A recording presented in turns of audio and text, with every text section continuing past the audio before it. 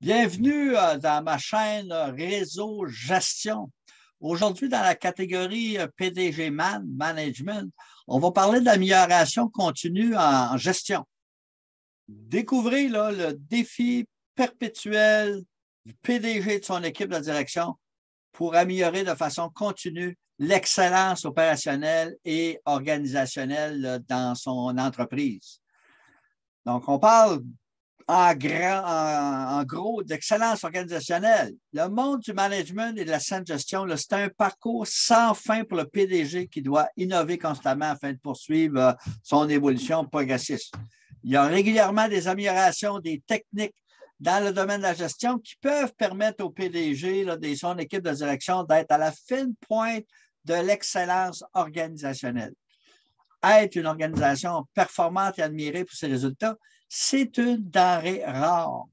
Plusieurs outils, par contre, et normes peuvent mesurer l'efficacité organisationnelle afin de contribuer à l'amélioration continue de l'excellence dans l'organisation.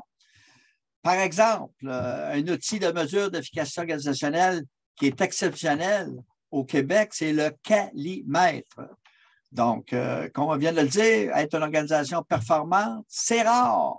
Mais au Québec, le Mouvement québécois de la qualité offre un outil de calibre mondial, le Calimètre, pour évaluer une organisation sur une échelle de 1000 points en analysant 7 catégories de critères de bonne gestion.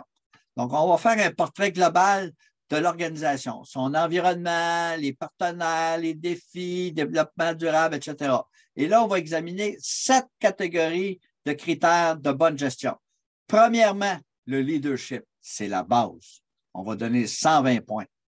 Deuxièmement, la planification stratégique.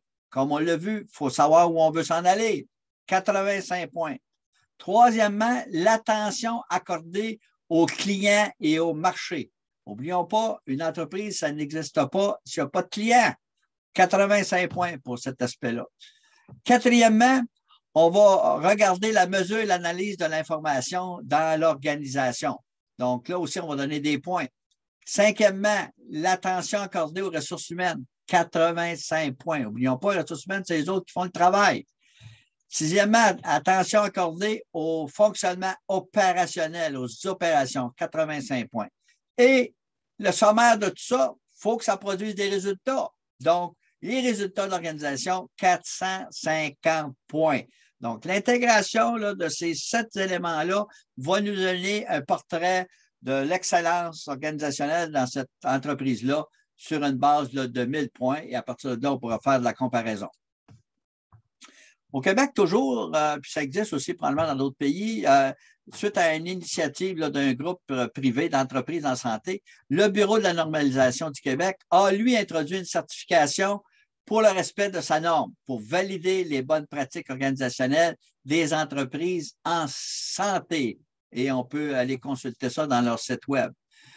À l'échelle mondiale, il y a plusieurs programmes de reconnaissance. Aux États-Unis, qui est un petit peu le berceau de beaucoup de ces initiatives-là, la American Society for Quality, le Shinzo Institute et surtout le Malcolm Baldrige Quality Award.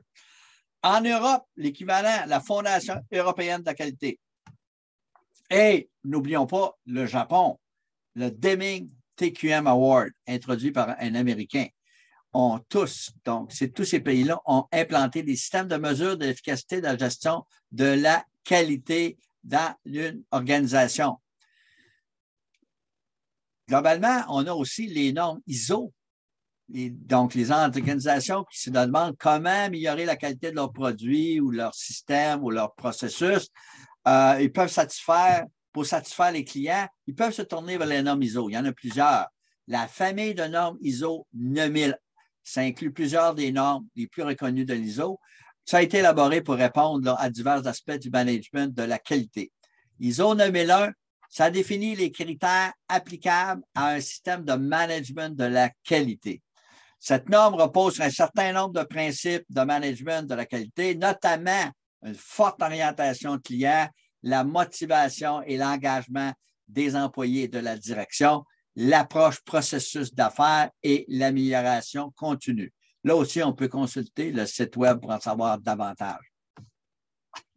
Donc, le défi des PDG du monde entier, dans un monde d'amélioration continue, c'est la recherche de l'excellence opérationnelle et organisationnelle.